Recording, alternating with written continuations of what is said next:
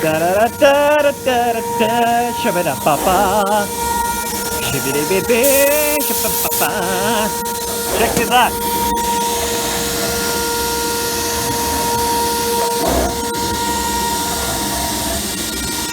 That is not a chamfer. That's a roundover. Kind of hard to tell, but it's nice. It's rounded. So I got myself one of these. Focus, you back.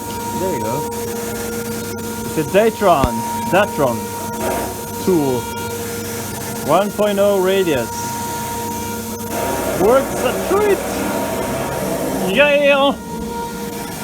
So what else is going on? It's a cloudy day. Just classic Sweden.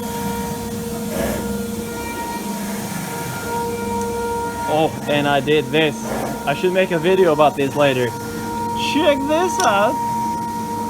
How to save like 70% plastic and gain a lot more rigidity. Take your standard 32 millimeter whatever that's called in English, and print one of these. Put your pieces in there, and voila! Oh well, there you go. Works awesome. Yep. You can even see marks from the plastic there. I guess I could polish the plastic to get rid of that, but it's quite impressive. The plastic is marking the aluminum. Huh. What do you know? Anyway, this thing is working.